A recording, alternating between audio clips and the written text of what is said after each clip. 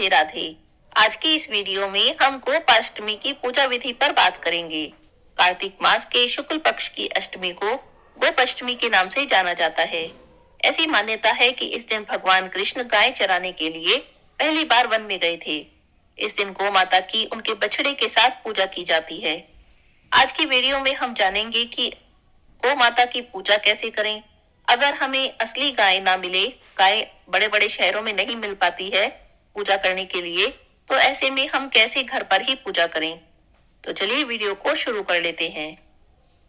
देखिए, वैसे तो गोपाष्टमी के दिन जो असली गाय होती है, रियल गाय होती है, उन्हीं की पूजा करना शुभ माना जाता है। बछड़े के साथ उनकी पूजा करनी चाहिए।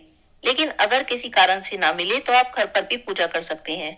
घर पर पूजा करने के लिए आप बाजार से मार्बल की बनी हुई गाय ले आए या अष्ट धातु की, पीतल की, जैसे भी आपको गाय का स्वरूप मिले वैसा आप ले आए।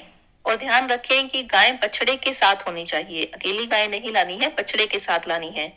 वैसे भी जिन घरों में लड्डू गोपाल जी की सेवा होती है, जो लड्डू गोपाल जी विराजित होते हैं, तो उनके पास गाय माता बछड़े सहित विराजित करना बहुत ही शुभ माना जाता है। तो आप गाय बछड़े का एक स्वरूप ले आए, फिर एक चौकी लगा लें। चौकी लगाने के बाद आपको सबसे पहले जो आप गाय बछड़ा लेकर आए हैं उन्हें स्नान कराना है। स्नान कराने के लिए आप एक बड़ी सी परात ले लें जिसमें आप गाय माता को विराजित कर लें और फिर उन्हें जल से स्नान कराएं। जल से स्नान कराने के बाद आप फिर दूध से स्नान कराएं। फिर उसके बाद आप अच्छी तरह से गाय माता के स्वरूप को, जो गाय माता का बछड़े स्वरूप सहित आप स्वरूप लाए हैं, उन्हें अच्छी तरह से पोंछ लें और चौकी पर विराजित कर दें। अगर आपके घर में लड्डू गोपाल जी की सेवा होती है तो आप लड्डू गोपाल जी को भी इस दिन पंचामृत से स्नान कराएं, क्योंकि इस दिन भगवान कृष्ण की पूजा करना भी बहुत ही शुभ माना जाता है। स्नान कराने के बाद आप उन्हें अच्छी तरह से श्रृंगार करके चौकी पर विराजित कर दें। अक्सर लोगों का एक प्रश्न होता है कि हमने लड्डू गोपाल जी को पंचामृत से स्नान कराया है, अब हम उस जल का क्या करें, क्योंकि गोपी चंदन वगैरह हम यूज करते हैं तो हम उस जल को पी नहीं सकते हैं, तो हम उस जल का क्या करें, फेंके या क्या करें। तो देखिए, जब भी आप भगवान के किसी भी विग्रह को स्नान कराते हैं तब आपको उस जल को फेंकना नहीं चाहिए, उसे आप पौधों में डाल सकते हैं। ऐसे ही आपने जो गाय माता को स्नान कराया है, इस जल को भी आपको फेंकना नहीं है, इसे भी आप पौधों में ही विसर्जित कर दें। गाय माता को विराजित करने के बाद अब आपको उन्हें वस्त्र समर्पित करने हैं। अगर आप गाय माता के विग्रह की पूजा कर रहे हैं तब आप चुनरी भी समर्पित कर सकते हैं, और अगर आप रियल गाय की पूजा कर रहे हैं तब आप साड़ी भी समर्पित कर सकते हैं। एक बात का ध्यान रखें, गाय माता को जो भी वस्त्र आप समर्पित कर रहे हैं उसका आपको दान कर देना है। पूजा के बाद आप मंदिर में या पंडित जी को उस वस्त्र का दान कर देंगी। इसके बाद गाय माता को तिलक करें। रोली से, हल्दी से और मेहंदी से इस दिन गाय माता को छापे लगाना बहुत ही शुभ माना जाता है। तब आप गाय माता को तिलक करें, तीनों चीजों से करें, रोली से भी, हल्दी से भी और मेहंदी से भी। उसके बाद आपको एक दिया जला लेना है। गोपाष्टमी की व्रत कथा पढ़ेंगे या सुनेंगे। उसके बाद गाय माता की आप आरती करेंगे। गाय माता को भोग समर्पित करेंगे। गाय माता को भोग समर्पित करते समय एक बात का आपको ध्यान रखना है, अगर आप रियल गाय की पूजा कर रहे हैं तो ऐसे में कुछ लोग क्या करते हैं कि बहुत सारे पूरी, हलवा, पकौड़ी, इस तरह की चीजें बनाई जाती हैं भोग के लिए, तो बहुत सारी चीजें गाय माता को खिला देते हैं। उसके बाद कोई और आता है, वो भी इतनी सारी चीजें गाय माता को खिला देता है।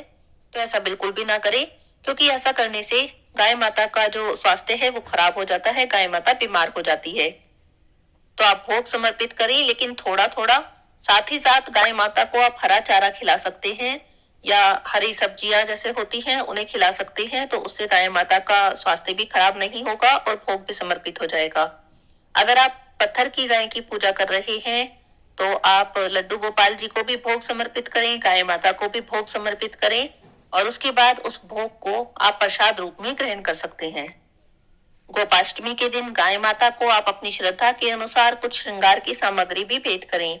आप कुछ भी चीजें ले सकते हैं, 5-7 कुछ भी चीजें ले सकते हैं, गाय माता को समर्पित करें। उसके बाद उसमें से एक दो चीज अपने लिए रख लें, बाकी का आपको दान कर देना चाहिए।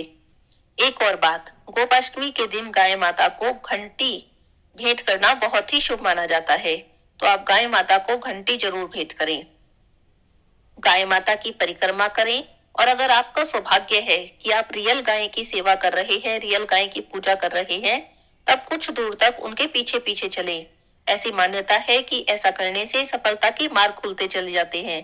यदि जीवन में कोई काम है जिसमें बाधा आ रही है, जिसमें हम सफल नहीं हो रहे हैं, तो आज के दिन गाय माता की पूजा करने से, उनके पीछे पीछे चलने से उसके रास्ते में आने वाली सभी बाधाएं दूर हो जाती हैं और हमारा वह कार्य सिद्ध हो जाता है। अगर आप घर पर ही गोपाष्टमी की पूजा कर रहे हैं गाय माता के विग्रह के साथ, तो इस दिन गौशाला तो देखिए हर शहर में होती है, तो आप गौशाला में कुछ न कुछ अपनी तरफ से दान अवश्य दें। तो इस तरह से आप सरल तरीके से घर पर ही गोपाष्टमी की पूजा कर सकते हैं, गाय माता का आशीर्वाद प्राप्त कर सकते हैं। गोपाष्टमी की व्रत कथा और गाय माता की आरती मैं आपको गोपाष्टमी के दिन सुनाऊंगी। आप उसे सुनने के लिए हमारे चैनल पर जरूर आइएगा। आज की इस वीडियो में बस इतना ही। हरे कृष्णा, राधे राधे।